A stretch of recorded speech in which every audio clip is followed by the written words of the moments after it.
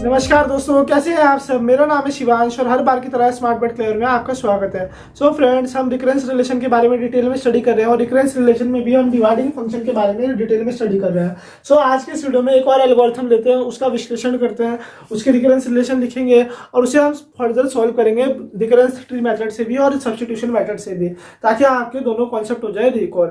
सो दोस्तों, बातें तो बहुत सारी होगी है। अब बिना किसी देरी के बड़ी जल्दी, बड़े आराम से, बड़े प्यार से हम ये कॉन्सेप्ट सीखना स्टार्ट करते हैं एक छोटे से इंट्रो के बाद। So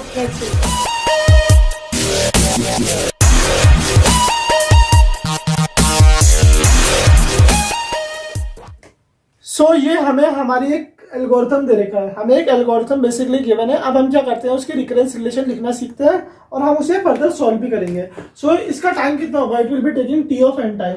it is a single statement, it will be executing for 1 unit of time. अब ये क्या एक लूप है, ये कितने टाइम चलेगा, it will be taking n+1 time, या फिर आप कहोगे n+1 टाइम ही चलेगा। n टाइम कंडीशन ट्रू होगी और 1 टाइम कंडीशन फॉल्स होगी।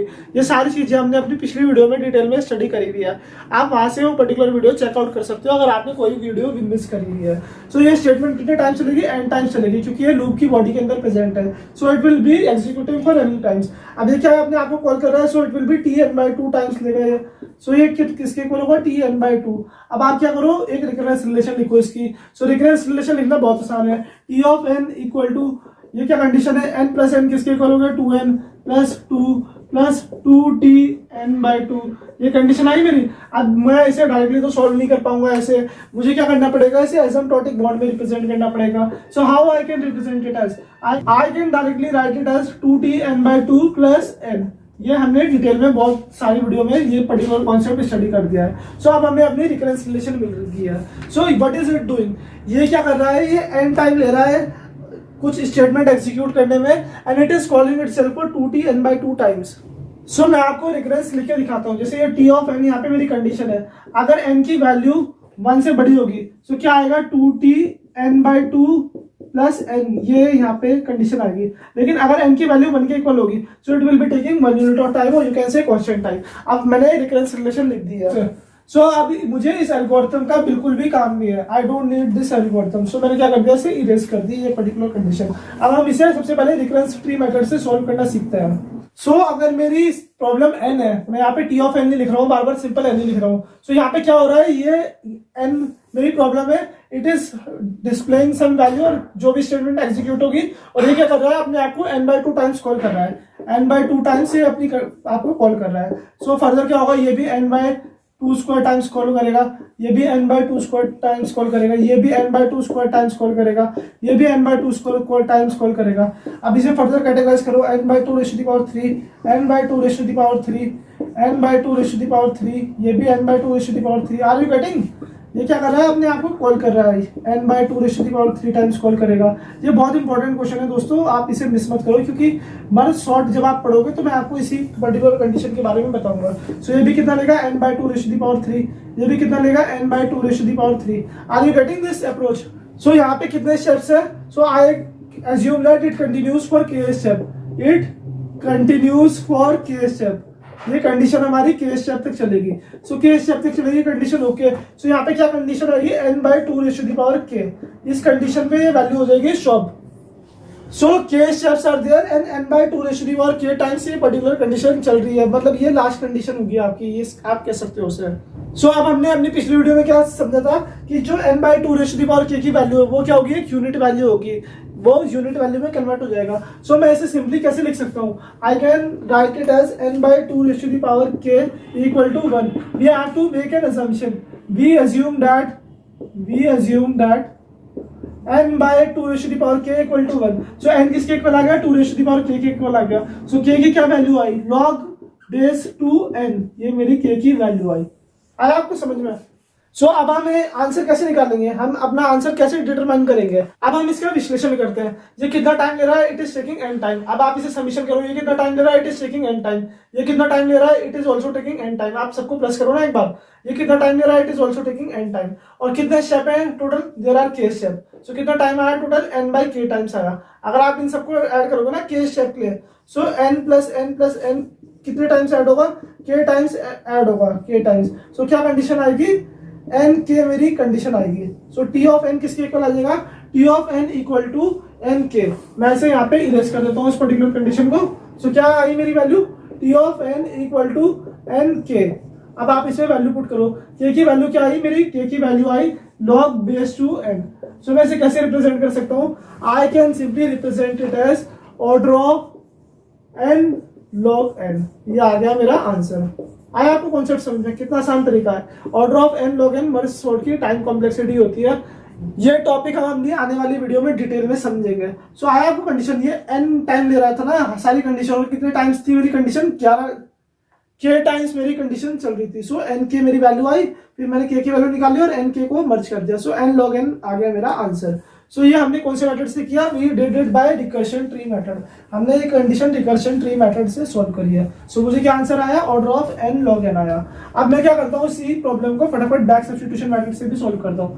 बैक सब्स्टिट्यूशन मेथड से हम अपना आंसर वेरीफाई कर सकते हैं, क्योंकि उससे हमेशा हमें एग्जैक्ट आंसर मिलता है, लेकिन उसमें आपको मैथमेटिक्स यूज करनी आनी चाहिए। सो ये मेरी कंडीशन है। अब क्या करते हैं, हम tn/2 की वैल्यू निकालते हैं। tn/2 की वैल्यू निकालो, क्या वैल्यू आएगी, 2 ऐसे कैसे रहेगा, tn/2 स्क्वायर हो जाएगा प्लस n/2, n के बदले n/2 पुट किया ना, सो आप इसे पुट कर दो यहाँ पे। सो क्या कंडीशन आएगी, t of n equal to 2 ऐसे का ऐसे रहेगा, एक ब्रैकेट लगा देते हैं। tn/2 की क्या वैल्यू आई, 2t n/2 square plus n/2 plus n। Are you getting this thing. अब इसे सिंप्लीफाई करो, 2 स्क्वायर t n/2 स्क्वायर। अब ये 2 बाहर है ना, तो ये यहाँ पे भी मल्टीप्लाई होगा। सो क्या आएगा, plus n plus n। Are you getting, ये चीज आई आपको समझ में। अब हम क्या करते हैं, इसे सॉल्व करते हैं। सो t ऑफ n/2 स्क्वायर को पुट करो इस इक्वेशन में। सो क्या कंडीशन आएगी, 2t n/2 raise to the power 3 plus n/2 square. अब इसे फिर से यहाँ पुट कर दो। So t of n equal to 2 square, t के बदले क्या पुट किया मैंने, 2t n/2 raise to the power 3, 2 raise to the power 3 plus n/2 square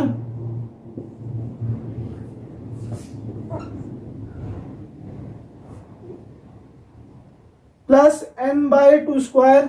और यहाँ पे क्या कंडीशन आएगी, प्लस n प्लस n। ये आया। अब इसे सिंप्लीफाई करो, ये किसके इक्वल आएगा, 2 raise to the power 3 t n/2 cube, ये चीज आई प्लस। सो ये 2 स्क्वायर वाली टर्म यहाँ पे भी तो मल्टीप्लाई होगी, अंदर मल्टीप्लाई हो रही है ना। सो क्या कंडीशन आएगी, ये 2 स्क्वायर नहीं है, it is only equal to 2, लेकिन ये जो 2 स्क्वायर है ये यहाँ पे मल्टीप्लाई होगी। So it will be equal to n plus n plus n। अब हम इसका assumption करते हैं। Let us assume that it continues for k step. Let us assume that it continues for k step.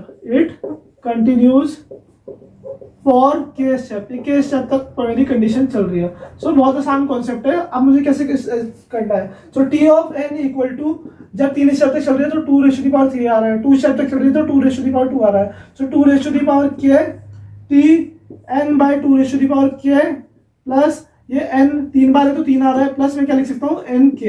ये आगे मेरी condition. अब मैं इसे सॉल्व करता हूँ। अब एट लास्ट क्या होगा, n/2 k की वैल्यू यूनिट वैल्यू बन जाएगी। At last we have to assume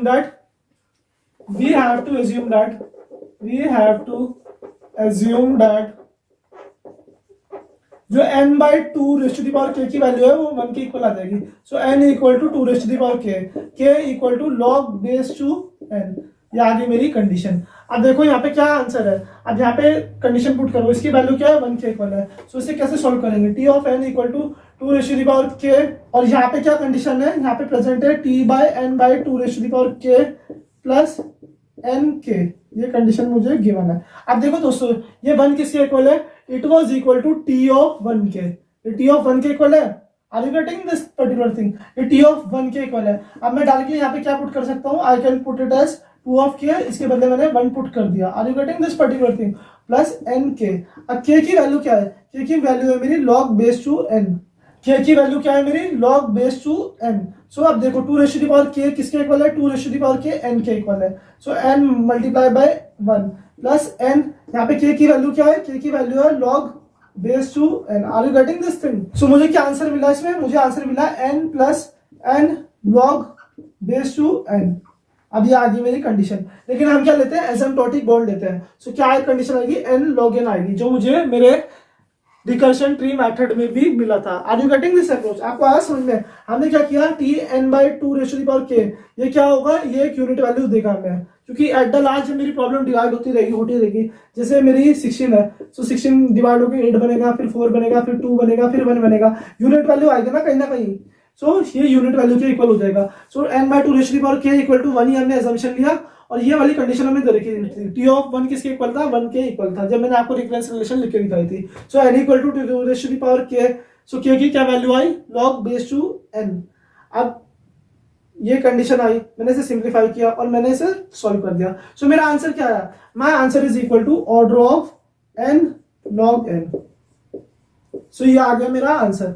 सो मैं इसे order of n log n भी बोल सकता हूँ, या फिर theta of n log n भी बोल सकता हूँ। सो आपको अप्रोच समझ में आया? हमने क्या किया, हमने इस वैल्यू को बैक सब्स्टिट्यूट कर दिया, और फिर हमने एक कॉमन एजम्पशन लेते हैं कि ये केस स्टेप तक चलेगा। केस स्टेप के बाद कंडीशन रुक जाएगी, जो मेरा रिकरेशन है वो स्टॉप हो जाएगा, और मेरी कंडीशन हो जाएगी false. Are you getting this approach? बहुत आसान तरीका है, अब तो आपको आ ही गया होगा। सो दोस्तों, आशा करता हूँ आपको मेरी ये वीडियो पसंद आई होगी। अगर आपको वीडियो पसंद आई है तो प्लीज़ वीडियो को लाइक करो, चैनल को सब्सक्राइब करो and press that bell icon. अगर आपको इस वीडियो में कोई भी डाउट है तो आप नीचे कमेंट सेक्शन में वो डाउट मेंशन कर सकते हो, और आप मुझे सोशल मीडिया प्लेटफॉर्म पे भी फॉलो कर सकते हो। सो दोस्तों, मैं जल्दी हाजिर होऊंगा आपके लिए एक और कमाल बेहतरीन वीडियो के साथ। So stay tuned.